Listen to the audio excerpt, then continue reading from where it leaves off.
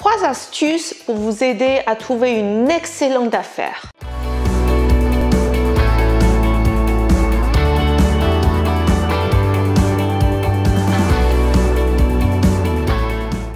Bonjour!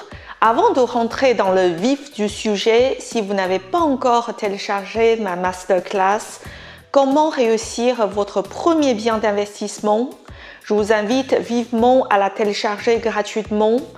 Le lien, il est juste sous cette vidéo. Aujourd'hui, je vais vous donner 3 astuces pour trouver une excellente affaire. Combien de fois j'entends dire « c'est fini les affaires, il n'y a plus de bonnes affaires ».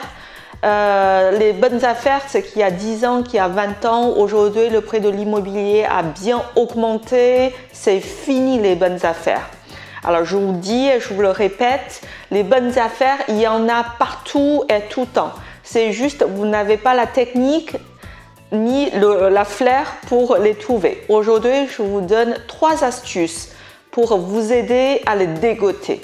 La première astuce, c'est qu'il faut savoir dans l'immobilier, il y a la saisonnalité.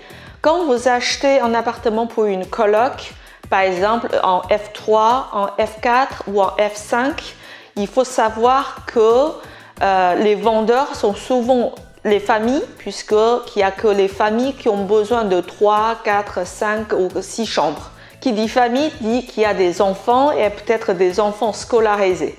Donc, la plupart des gens qui cherchent en F3, F4, F5, comme ils ont des enfants probablement scolarisés, ils commencent la recherche vers février, mars, avril et ils signent le compromis de vente vers le mois de mai pour avoir les clés au mois de juillet, août afin d'aménager pour le 1er septembre. Ça, c'est le processus classique d'une famille avec des enfants scolarisés. Maintenant, si vous commencez votre recherche en automne, voire en hiver, c'est-à-dire à partir du mois d'octobre, novembre, décembre, janvier, février, d'une part, qu'il y a moins d'acheteurs potentiels, parce que comme je vous ai expliqué, ce sont des familles, ils commencent leur recherche au mois de février ou mars.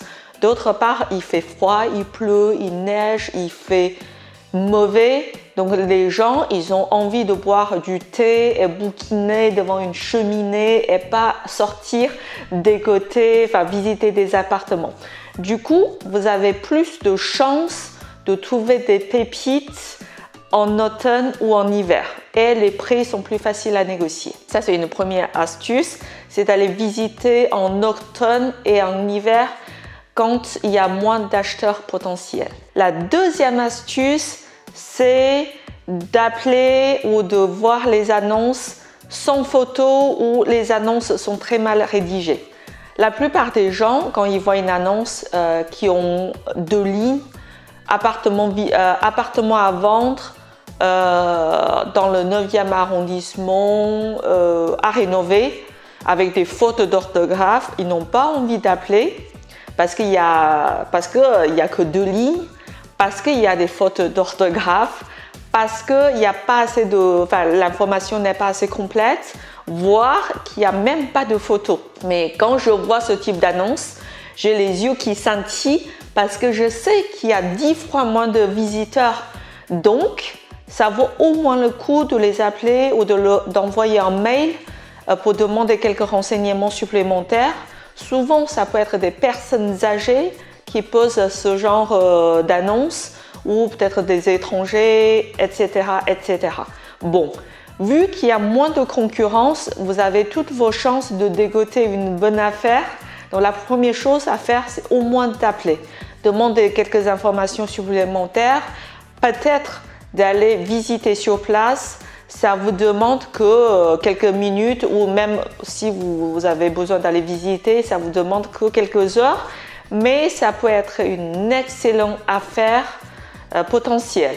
Voilà, donc ça vaut le coup de creuser ce type d'annonce où il n'y a pas beaucoup d'appels, où il n'y a pas beaucoup de visites et il se peut que c'est une bonne affaire. La troisième astuce que je voulais vous donner, c'est d'aller visiter en juillet et en août et peut-être pendant les vacances de Noël, là où il y a moins d'acheteurs potentiels. C'est toujours la même logique, c'est d'aller visiter quand il y a le minimum de monde possible. En juillet, en août, il y a toujours des gens qui vendent. Et pourtant, il y a au moins 50% de moins de visiteurs.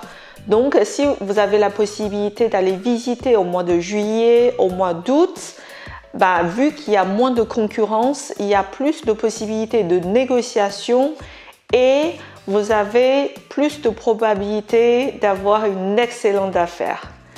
J'espère que ces 3 astuces vous ont aidé pour avoir plus d'idées, plus de pistes pour avoir des bonnes affaires. Et si vous n'avez pas encore téléchargé ma masterclass, je vous invite à la télécharger gratuitement. Le lien, il est juste sous cette vidéo. Quant à moi, je vous retrouve la semaine prochaine. À bientôt, j'espère. Au revoir.